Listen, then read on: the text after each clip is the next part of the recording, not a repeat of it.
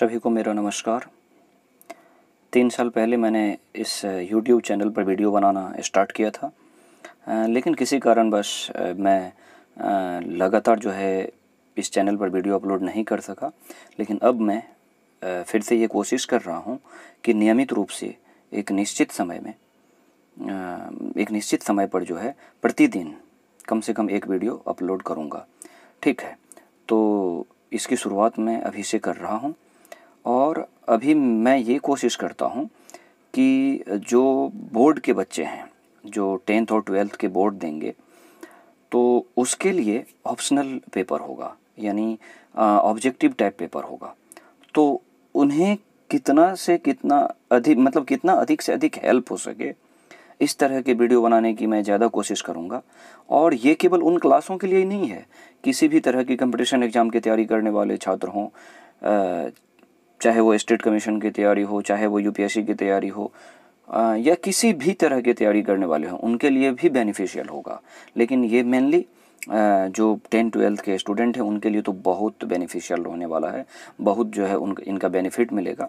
सबके बारे में तो नहीं कह सकता हूँ, लेकिन जो पेपर देने वाले बच्चे हैं, खास करके 10th और 12th बोर्ड ये नवंबर-दिसंबर में जो होने वाला है, ये देने वाले जो भी स्टूडेंट हैं उनके लिए काफ़ी बेनिफिशियल होगा। तो चलिए इनकी शुरुआत में सबसे पहले क्लास 12th के ज्योग्राफी से स्टार्ट कर रहा हूँ, जिसका नाम है भारत, लोक और अर्थव्यवस्था। बुक से लिया गया ये चैप्टर है, जिसका नाम है जनसंख्या। इसका हेडिंग है जनसंख्या और उसका जो सब हेडिंग है वो है वितरण, घनत्व, वृद्धि और संगठन। तो पहले मैं हेडिंग और सब हेडिंग से ही इस चैप्टर को क्लियर करना चाहता हूँ। तो अगर मैं सामान्य रूप में जनसंख्या को समझाने की कोशिश करूँ तो जनसंख्या का मतलब होता है कि किसी भी देश में किसी पार्टिकुलर प्लेस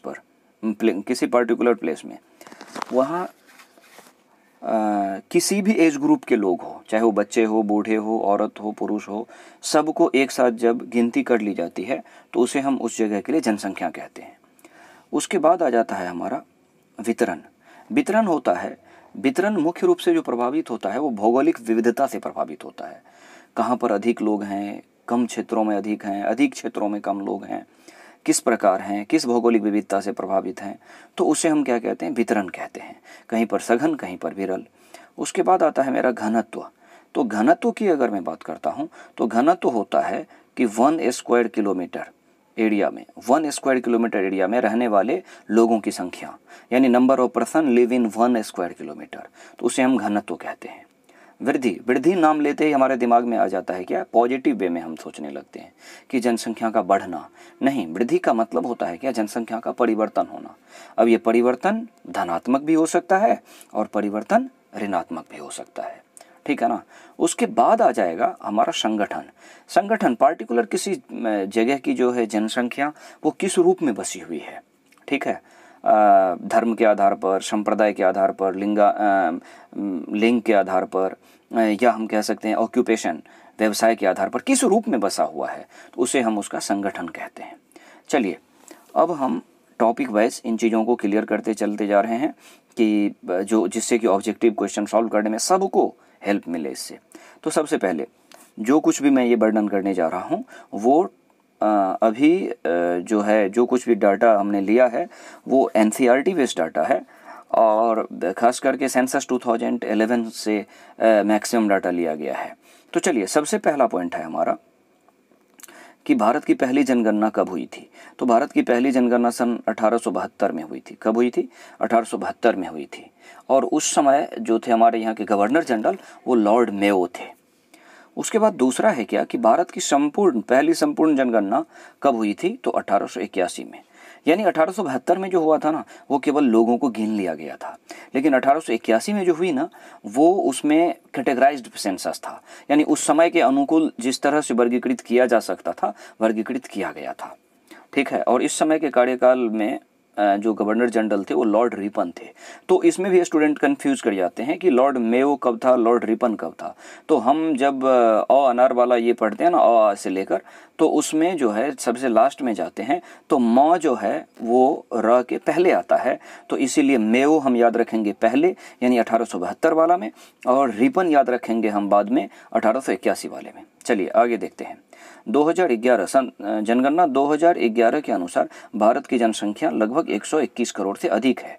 अगर मैं वर्तमान समय की बात करूं तो वो लगभग में 135 करोड़ के लगभग पहुंचेगा। लेकिन अभी हमारे पास 2021 का सेंसस नहीं है, इसीलिए हम उनके बारे में कोई एक्सप्लेनेशन नहीं कर सकते हैं। उसके बाद में जो नेक्स्ट पॉइंट है उसको देखते हैं। तो जनसंख्या में भारत का कौन सा स्थान है भाई? तो दूसरा स्थान है। तो पहला कौन सा है? चीन का है। आपको पता है कि चीन और भारत की जनसंख्या अगर मिला दें तो विश्व की जो लगभग 8 अरब की जनसंख्या है उसमें तो लगभग 2.25 अरब यानी 275 करोड़ से अप्रॉक्स लगभग अधिक जनसंख्या ये केवल 2 देशों की है। ठीक है ना। उसके बाद हम देखते हैं आगे।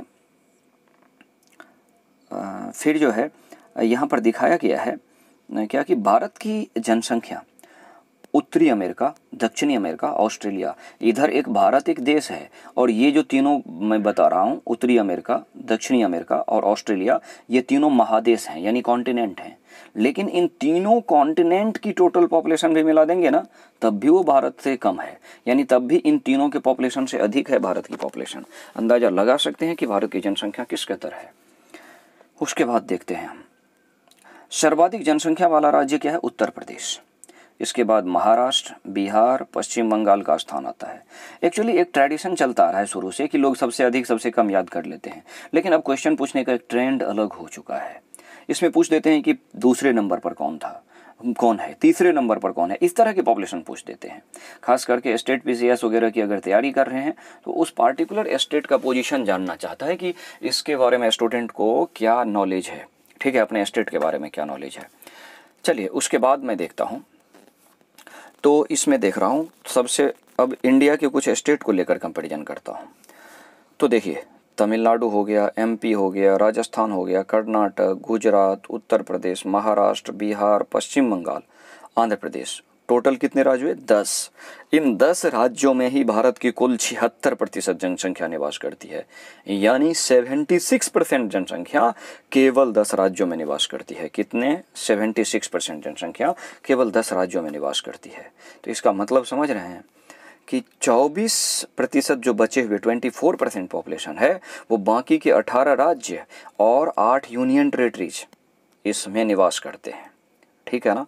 तो आप समझ गए कि 10 राज्यों में, केवल 10 राज्यों में 76%, 76%, और बाकी के बचे हुए 18 राज्य और 8 केंद्र शासित प्रदेश को मिला करके भी देखें तो केवल 24% जनसंख्या निवास करती है। उसके बाद देखते हैं अधिक भौगोलिक क्षेत्र की तुलना में सबसे कम जनसंख्या प्रतिशत वाले राज्य के रूप में अरुणाचल प्रदेश। यानी कहने का मतलब ये है कि भौगोलिक क्षेत्रफल अधिक है और जनसंख्या कम है, तो उसमें अरुणाचल प्रदेश 0.84%। आपको पता है कि 2011 सेंसस के अकॉर्डिंग जो है अरुणाचल प्रदेश ही ऐसा राज्य है जहाँ का जनसंख्या घनत्व सबसे कम है। हम घनत्व वाले टॉपिक में पढ़ेंगे इसे, और वो है 17% पर स्क्वायर किलोमीटर, 17% पर स्क्वायर किलोमीटर। उसके बाद देखते हैं तो उत्तराखंड, इसका भी भौगोलिक क्षेत्रफल अधिक है और उसकी तुलना में जनसंख्या कम है। चलिए आगे देखते हैं। यहाँ पर एक पॉइंट और ले लेते हैं। जनसंख्या की उपलब्धता के लिए भूमि का वितरण तथा जल की उपलब्धता 2 महत्वपूर्ण कारक हैं जनसंख्या की उपलब्धता के लिए। यानी अगर हम इतिहास भी देखें ना तब भी हमें यही चीज़ मिलता है कि अगर सिंधु घाटी सभ्यता जो लगभग में 4500 साल पुरानी सभ्यता है, उनकी अगर हम बात करें तो वो भी फ्रेश वाटर रिसोर्सेज के नज़दीक बसाया गया था, यानी सिंधु नदी के किनार अगल बगल वाले क्षेत्र में बसाया गया था ताकि पीने के लिए स्वच्छ पानी मिले, पशुपालन के लिए हमें सुविधा हो, सिंचाई के लिए हमें पानी आसानी से मिल सके, और नेविगेशन सिस्टम यानी उस समय में जो बोटिंग सिस्टम स्टार्ट हुआ था, ऐसा जो बहुत सारे प्रमाण मिले हैं, तो उनके लिए भी आसान हो। तो यहाँ पर जल की उपलब्धता आज के डेट में सबसे इम्पॉर्टेंट पॉइंट है। उसके बाद भूमि का वितरण कि लोगों को रहने के लिए, खेती करने के लिए और अन्य प्रकार की जो एक्टिविटी हैं उनको क्लियर करने के लिए जो है किस तरह से जो है उनके पास ज़मीन उपलब्ध है। तो आज के क्लास को मैं यहीं तक रखता हूं और मैं कोशिश करूंगा कि छोटा छोटा क्लास हो, जिससे कि आप इजीली कम समय में उनको समझ लें।